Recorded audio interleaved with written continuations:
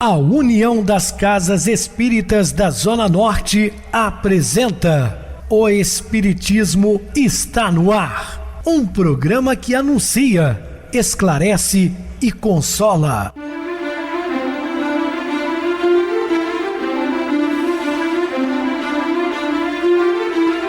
Não se turve vosso coração. Credes em Deus, credes também em mim. Na casa de meu pai há muitas moradas. Se assim não fora, eu vou-los teria dito, pois vou preparar-vos lugar. O Espiritismo está no ar. Sintonize esta frequência. Pare, pense na vida, faça perguntas. Uma ótima noite para você. Hoje, dia 22 de fevereiro de 2024, quinta-feira. Muito obrigado pelo carinho, pela sintonia. Rádio Clube FM, sua voz é a nossa voz. Estamos no ar de segunda a sexta desde 2014 pela emissora. Depois passamos a atuar também pelo YouTube. O canal é Viver _ Melhor. Se inscreva, deixa seu like. Sua opinião é sempre importante para nós. Ou podem também acessar o YouTube, digitar o Espiritismo está no ar. Lá encontrarão vários programas, inclusive o do dia. Lembrando a todos sobre o nosso bazar, que funciona de segunda a sexta-feira, na Casa Espírita Maria de Nazaré, Rua Diogo Álvares, número 133. É a Rua da Praça com saída para Nova Era. Prestigie o nosso bazar. E vocês, jovens, com até 18 anos, também venha para a Casa Espírita estudar conosco sobre a nossa oficina de evangelizar com arte. Funciona todas as sextas. Os jovens aqui da nossa região estão convidados. Eu recebo carinhosamente minha querida amiga, expositora espírita Isa Rita. Uma boa noite, seja muito bem-vinda. Boa noite, Pedrosa, boa noite a todos os ouvintes. Mais uma vez aqui reunidos para estudar o Evangelho de Jesus com muito amor no coração. Sabemos da importância desse momento e só temos que agradecer a Deus. E vamos então ao programa. Isso mesmo, Isa, vamos ao programa e hoje falamos, todos são ótimos. Dúvidas, entre em contato conosco, ligando para a Clube FM, que é 0 operadora 32 3211 5697. Para falar comigo, utilize a TIM 98801 2675. Temos também o WhatsApp 999387699, o e-mail, o Espiritismo está no ar, @hotmail.com. Interajam conosco, façam perguntas, tirem dúvidas, podem dar sugestões ao programa, estamos à disposição dos ouvintes. Vamos agora para aquele momento muito especial que é o nosso momento de oração. Sintonize esta frequência. O Espiritismo está no ar. Momento de oração. Ó Deus, permita-me um exercício de mentalização. Corpo repousado e relaxado, mente tranquila, apronto-me para essa viagem. Vejo-me sossegada, respiro. Estou saindo em direção a um bosque e mais se mostra à medida que me aproximo. Altas árvores e o chão vivo, com flores por todo lado, dão-me uma sensação muito agradável. Magníficos raios do sol por entre o arvoredo. Ar leve e perfumado. A alegria e a paz penetram-me profundamente. Demoro-me a contemplar esse bosque, a sentir o ambiente de beleza e acolhimento. Estou livre de qualquer pressão, brota-me um sentido de vida mais amplo, uma vontade de trabalhar, de servir, de transmitir aos outros que carrego. E assim espero fazer. Agradeço-te a aventura deste momento. Obrigada, Senhor. Estamos apresentando O Espiritismo está no ar. Bem, meus amados irmãos, estamos de volta com o assunto da noite, falando sobre todos são ótimos. Esse médico foi um anjo na minha vida e na vida do meu pai e de todos os familiares. Os poucos a ser feito se tornaram quase 9 anos de vida.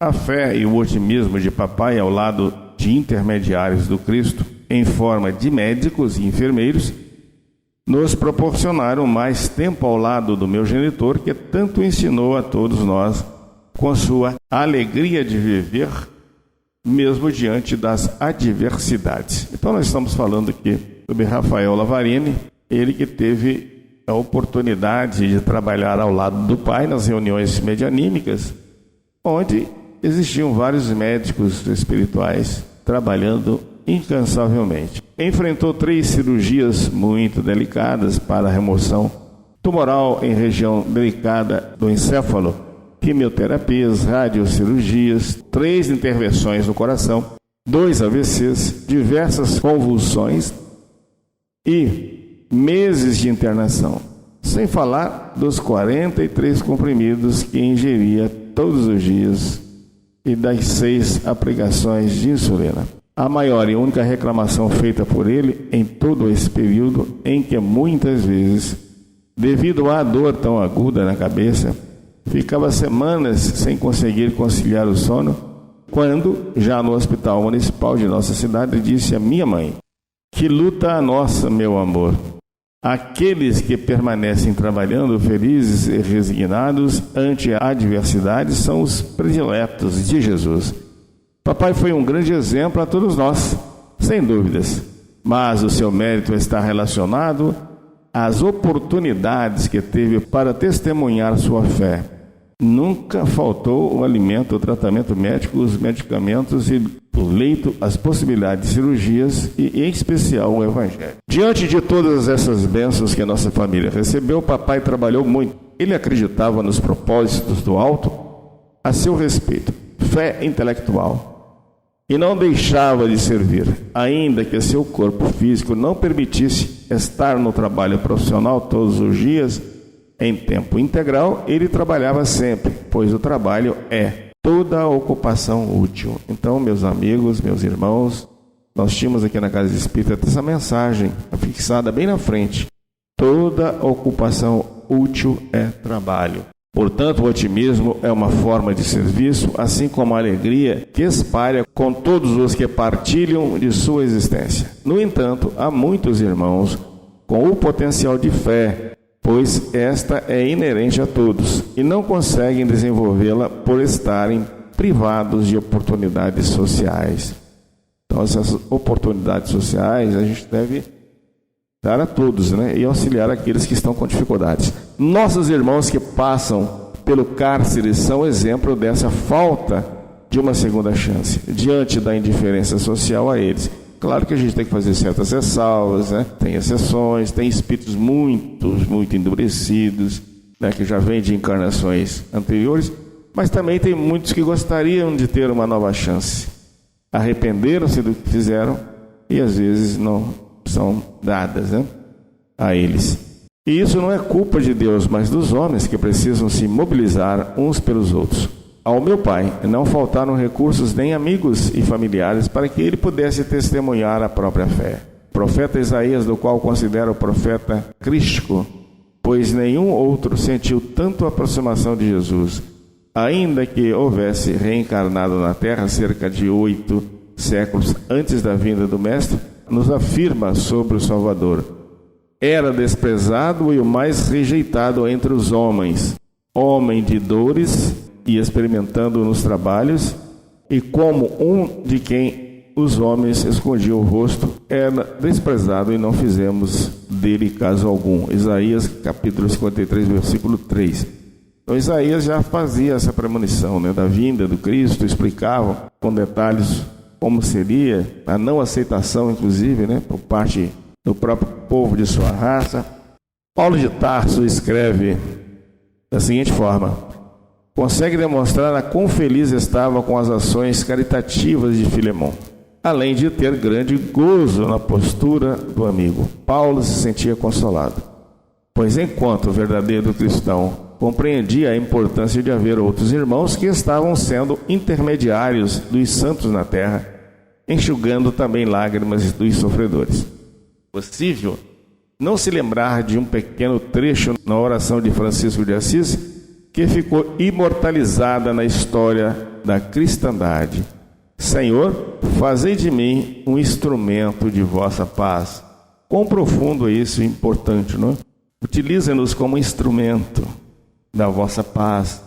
Naquele momento, Paulo alegrava-se pelo amigo que estava sendo instrumento de Deus na vida de muitos. Óbvio que também Ocorria ali um reforço positivo que só foi estudado pela ciência no século XX por Skinner, um filósofo que, através de muitas pesquisas, concluiu: a forma mais efetiva de incentivar uma pessoa a seguir determinado comportamento seria oferecendo prêmios a ela quando estivesse na direção certa, ou a repreendendo caso houvesse algum desvio de rota. No caso de Filemon, certamente um grande prêmio era esse elogio, incentivo registrado por Paulo na epístola. Os cristãos compreendiam que não há maior tesouro que o espiritual. Muitos espíritas criam a cultura de não poder elogiar o trabalho do outro, para não deixá-lo vaidoso. As pessoas dizem, a gente não deve jogar confete. Opa, peraí, que não é bem assim. Colocar um simples mortal acima do próprio Jesus, sim, isto tem ocorrido muito no movimento religioso, de um modo geral, em especial quando se trata de palestrantes, pastores, padres, etc. As pessoas endeusam tanto um determinado religioso que parece que o coloca acima, de Deus. Trabalhar a autoestima de um irmão, valorizar suas qualidades é sempre um ato de caridade. Atualmente há muitas pessoas em processo de desequilíbrio psíquico pelo simples fato de viverem com baixa autoestima. Além disso, temos muitos que gostam de criticar, de faltar com indulgência, ser juízes de causa alheia. Poucos, no entanto, são motivadores. Praticar empatia, Às vezes colocar-se no lugar do outro para saber o que ele está vivendo, o que ele está sentindo. Esses exemplos são fortes dentro dos núcleos familiares, onde falta gentileza, compreensão recíproca e respeito às diferenças. Sobretudo, excede-se nas críticas uns com os outros, não valorizando-se o que cada criatura carrega de positivo.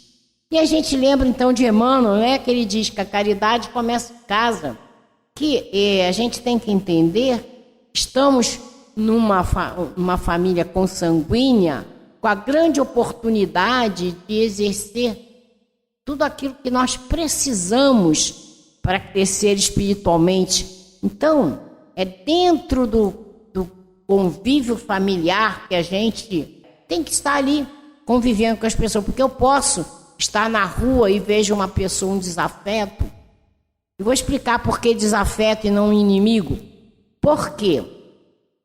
Porque ele, desafeto, um dia a gente vai conciliar, um dia a gente vai se perdoar, seja nessa reencarnação ou na outra. E quando eles nos falam qualquer coisa, eles nos veem na realidade, eles nos mostram a realidade. E é um motivo para nossa alavanca de progresso, porque a gente vai meditar sobre aquilo que é falado pelo desafeto e é uma oportunidade da gente se transformar em pessoa melhor.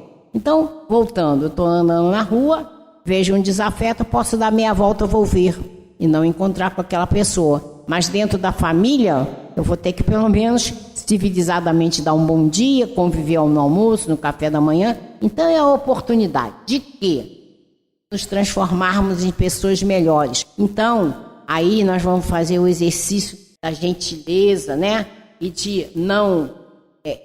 de respeitar essas diferenças, cada uma de um jeito, e aí a gente vai ter oportunidade de não ser egoísta, não ser orgulhoso, ter indulgência, ter compaixão, tolerância, paciência.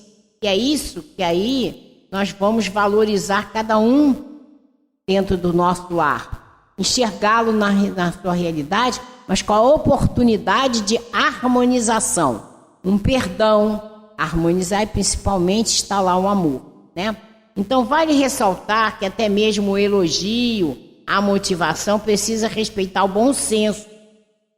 Também se você começar a elogiar demais, já não vai pegar bem. Parece que você já vai para uma espécie de deboche, de crítica.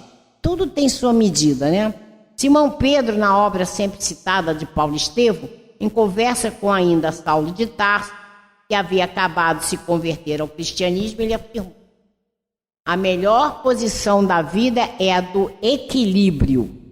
Não é justo desejar fazer nem menos nem mais do que se nos compete. Mesmo porque o mestre sentenciou que cada dia basta seus trabalhos. Muito importante, né? E a gente pode ter isso aí no Paulo de Tarso. A gente pode recomendar um excelente livro. Quem puder lê-lo, faça. Então, é isso aí. Tudo na vida tem que ter equilíbrio, né? Então, no caso que está falando aqui, do elogio, não seja exagerado, tudo dentro do equilíbrio, né? E também as nossas atitudes dentro do nosso lar. Realmente temos que ter gentileza, paciência, indulgência, não podemos ser orgulhosos nem egoístas, tudo dentro da sua medida. Porque, como disse Pedro, cada dia basta os seus trabalhos, né? Então, reforce toda a ação positiva dos vossos filhos, do cônjuge, pais, colegas e, de maneira geral, os que compartilhem com vocês existência. Sem, no entanto, exceder ao exagero, que isso também prejudica as suas relações e as pessoas.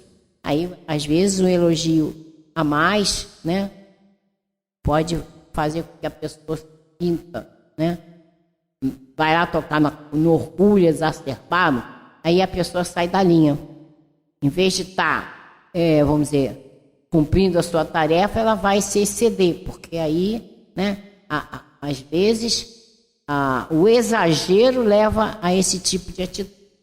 Então, e outra coisa, muitas crianças jovens vivem sem ter tido uma única frustração na vida, pois nos excessos do receber e ter, estão blindados pelos pais e avós da realidade da vida. O que vai acontecer com essas crianças? Elas vivem naquele mundinho, naquele arredoma, né? De tudo que elas querem é dado para elas. Quando elas saem para a escola, para o mundo, aí elas vão ver que a realidade é outra e vão sofrer muito mais. Então a gente tem que ser realista, né? E muitas pessoas têm que entender que há necessidade no convívio com a criança, com o jovem, ele está, vamos dizer assim, convivendo com a realidade dele. Quantos pais não têm condições, mas fazem de tudo para dar um celular para o... Não é assim. A gente tem que ser comedido em tudo, como o Pedro falou aqui. Cada dia o seu trabalho. Então, a gente tem que ser comedido nas coisas que vai fazer. Mostrar para os nossos filhos a realidade, né? Para que eles sejam preparados para a vida. Porque eles não são nossos. Eles são do mundo, como a gente diz, né? Então, em consequência, os pais têm contribuído com um número triste, histórico de jovens.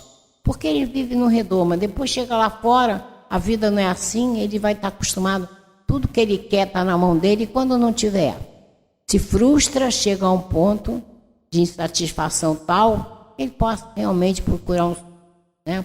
Assim como transtornos mentais, enfermidades sérias, como depressão. Claro, ele tem tudo na mão, de repente tudo lhe não é permitido. Aí ele cai em depressão, aí vem a ansiedade, síndrome do pânico, estatísticas outras como o aumento do uso de bebidas e drogas, feminicídio, agressões aos pais e filhos por parte desse jovem. Então, a outra coisa que eu me lembrei aqui, o Chico chamava atenção, temos que apresentar as nossas crianças, jovens, a Deus. Não importa a religião que seja, leve seus filhos para conhecerem Deus. Aí você, quando ele é pequeno, ele vai frequentar o centro religioso que você faz. Você seja católico, evangélico, espírita, qualquer religião que você tenha, você tem que apresentar Deus. Depois, quando ele crescer, ele escolhe lá o que ele quiser, mas a falta de conhecimento do amor de Deus por nós e o amor que temos que ter uns pelos outros, vai fazer com que todas essas situações possam acontecer. E essa é a responsabilidade nossa, de pais. Por quê? Porque quando um reencarnante está se preparando para reencarnar, ele não vem, escolhe a família X e vai reencarnar ali, não. Há todo um processo de estudo, de seleção,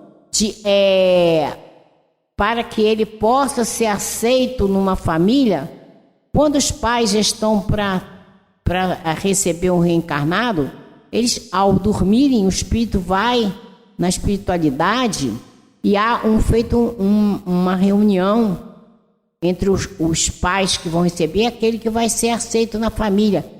Tem que ter um consenso de aceitação de uma parte ou de outra. E quando os pais dizem sim, eles criam uma grande responsabilidade, como fala Santo Agostinho, porque vai ser cobrado o que fizeste com os filhos que te deixei à guarda. Mas Emmanuel fala também uma coisa muito importante, que você fez tudo o que tinha que fazer pelo seu filho. E depois, quando vem a adolescência, que vem a bagagem espiritual dele, a responsabilidade não é mais sua.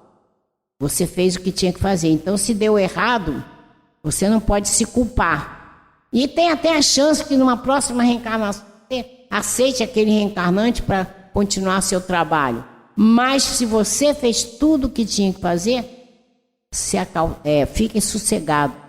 Não se cobre. Porque a bagagem espiritual dele veio. Mas com certeza vai ser amenizada pela educação que você deu. Então a responsabilidade é grande, né? E a gente vai ver que entende que nós dissemos sim. Então a responsabilidade é nossa. Então a semelhança em que Paulo conseguia trabalhar a autoestima, o esforço positivo em seus filhos nas diversas comunidades cristãs em que ele fundou e mantinha com a sua moral, sem excesso, precisamos fazer o mesmo com os que convivem conosco. E outra coisa que é muito importante, mais do que a palavra, é o exemplo. Vou dar um exemplo. Você pega uma criança e vai ensiná-la a atravessar a rua. Aí você explica, olha, o sinal nos carros tem que estar fechado para eles, aberto para nós, atravessar na faixa, coisa e tal. Aí tudo bem, você ensinou. Aí um belo dia você está com muita pressa, atravessa no meio dos carros. Você acha que o seu filho vai atravessar do jeito que tem que ser ou como você ensinou? Outra coisa, você não pode pegar nada de ninguém e você vai e fica com as coisas dos outros. O que você ensinou? Você fala, não minta. Aí chega um ponto que você vai mentir na frente das crianças. Você está ensinando. Então, o que eu acho muito bacana é que quando a gente toma a responsabilidade de ser pai e mãe, a gente está assumindo também uma responsabilidade de nos melhorarmos, para que a gente possa ser um bom exemplo para o filho. É o que Paulo fez, com a moral dele, os ensinamentos e como ele vivia, é assim que ele ensinava aos seus pupilos. E é assim que nós temos que ensinar nossos filhos, através do exemplo. Certa feita perguntaram a Chico Xavier qual personagem da obra Paulo Estevão que havia sido mais importante, pois os amigos ali reunidos dividiam opiniões. Alguns afirmavam que era Estevão, um dos espíritos mais evoluídos que veio à Terra na primeira hora do Evangelho. Outros, porém, pelo esforço de sair das lutas terrenas e ascender como pouco em uma única existência, afirmaram que era Paulo de Tarso. Mas ainda alguns em consenso diziam ser os dois, Paulo e Estevão. Chico, que até o momento mantivera-se em silêncio, para a surpresa geral, Simão Pedro foi o mais importante pós-crucificação. Então, a rocha do Cristo, onde foram edificadas as estruturas do cristianismo propagadas por Paulo. Pedro, de fato, foi o equilíbrio no pós-crucificação. A gente lembra, né, que Saulo foi convertido, e virou Paulo e fez toda a pregação do Evangelho. Quando ele voltou, né, à casa do caminho, no primeiro momento eles ficaram receosos, mas Pedro o aceitou. E ele foi importante naquele momento, porque Tiago estava fazendo concessões, saindo, né, daquela linha da casa do caminho, não ser perseguido, para poder ajudar aí muito mais ali na casa do caminho. E Paulo foi aquele que puxou as rédeas, mas com a permissão de Pedro. Pedro realmente foi essa rocha. Os fatos não demonstram o contrário, pela opinião que o Chico deu. No Tratado Espiritual Paulo Estevão, temos a chegada de 2 doentes em fase terminal na casa do caminho, trazidos por um cristão humilde da cidade de Jope, de nome Efraim. O fato marcante é que um daqueles enfermos era Gesiel, ao qual chegara a casa do cristão levado por um ladrão de nome Irineu, que o havia assaltado a instituição. Sim, a espiritualidade superior aproveitou o concurso do outro bom ladrão da história, cristianismo, para resgatar o jovem israelita da morte, mas tendo em vista a falta de recursos da cidade, Efraim tratou de levar Jesus e outro enfermo. Também bater à sua porta, apresentando-se as mesmas características graves daquela enfermidade. Muito bem, o assunto ele é muito importante e nós daremos continuidade no programa de amanhã. Vamos agora para o intervalo musical, a seguir a nossa oração final. Olho por olho.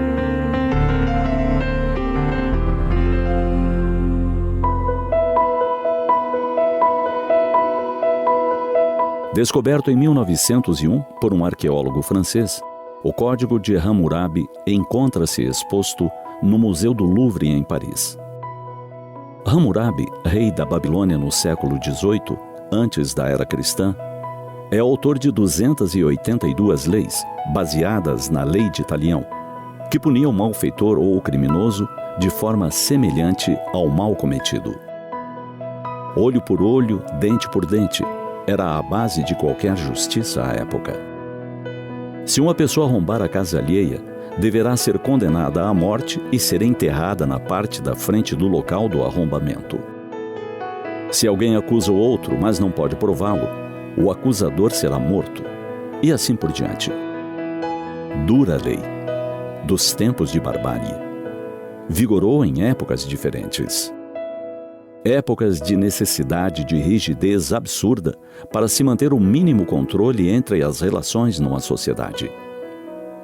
No entanto, a humanidade foi convocada a uma mudança com a vinda de Jesus. Ele mesmo cita a lei antiga e decreta um novo momento, um novo patamar. Ouvistes o que foi dito, olho por olho, dente por dente. Eu, porém, vos digo que não resistais ao mal. Mas se qualquer vos bater na face direita, oferecei-lhe também a outra. E ao que quiser exigir e tirar-vos a túnica, largai-lhe também a capa. Se alguém vos obrigar a caminhar 1 milha, ide 2 com ele. Dai a quem vos pedir. Não vos desvieis daquele que quiser que lhe empresteis. Ouvistes o que foi dito, amareis o vosso próximo, e odiareis o vosso inimigo.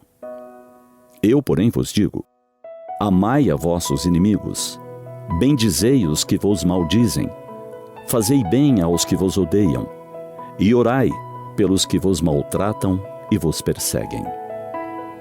Se amardes os que vos amam, que galardão, que recompensa tereis? Não fazem as pessoas de má vida também o mesmo?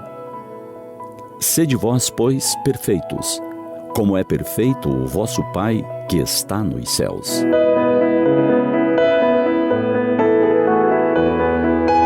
Lembrando esses ensinos de Jesus, respiramos fundo, olhamos em volta, olhamos o mundo e também para dentro de nós mesmos e pensamos: como estamos longe disso? O Código de Hammurabi ainda parece reger as nossas relações. Não precisamos nos defender? Argumentamos. E aos nossos amores, nossa família? Por que sentimos essa necessidade de reagir atacando quando somos atacados? Como podemos amá-los? É o que indagamos a nós mesmos. Jesus compreende nosso tempo, compreende nossa dor. Deu-nos apenas o melhor caminho para vivermos melhor num mundo de tanta violência. Apresentou o amor como a mais adequada solução para tudo.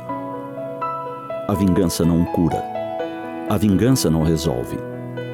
O homem de Nazaré nos aponta outro caminho: não resistir ao mal. Quando ele nos atingir, apresentemos uma resposta grandiosa que será capaz de calá-lo. A resposta da compreensão, da compaixão, da paciência.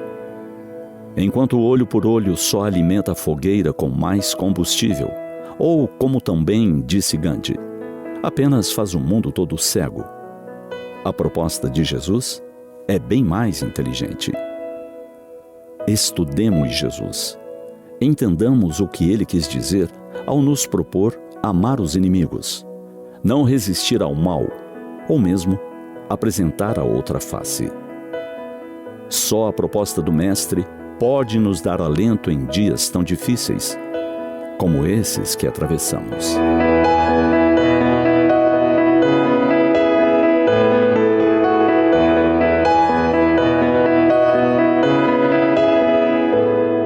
Sintonize esta frequência. O Espiritismo está no ar. Momento de oração. Senhor Jesus, Mestre Divino, possa nos abençoar com o propósito de estarmos sempre ligados aos seus evangelhos, interiorizando, colocando em prática. Palavras muitas vezes são jogadas ao vento. Muito importante é a prática dos ensinamentos cristãos. Nos abençoe e nos proteja, a fim de que possamos vivenciar de fato os seus ensinamentos de amor, de paz, de renúncia e, acima de tudo, de esperanças. Muita paz a todos. Minha querida irmã Isa Rita, suas despedidas. Boa noite, Pedrosa, boa noite a todos os ouvintes. Agradecidos estamos por esse momento especial, pedindo a Jesus que abençoe todos nós, que nos traga a paz para cada um de nós, paz para o Brasil, para o mundo.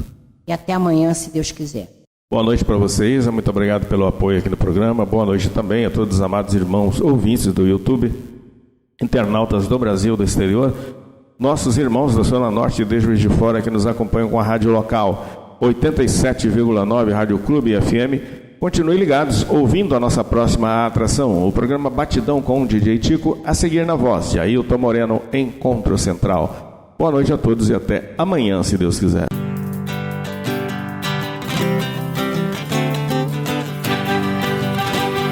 A União das Casas Espíritas da Zona Norte apresentou O Espiritismo está no ar, anunciando o Evangelho de Jesus, esclarecendo sua mensagem, consolando corações.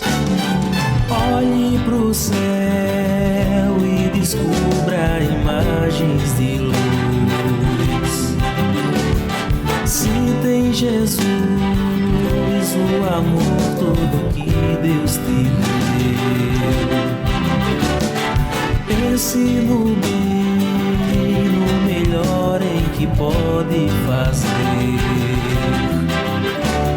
Seja o que for, também vai receber.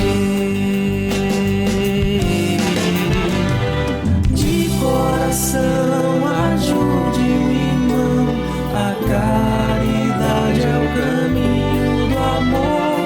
Faça ainda que possa sofrer, pois bênçãos de Deus há de ter. Ame, perdoe e viva melhor a natureza, o céu e o mar. Veja o encanto que a vida nos dá, a chance eterna que temos para amar.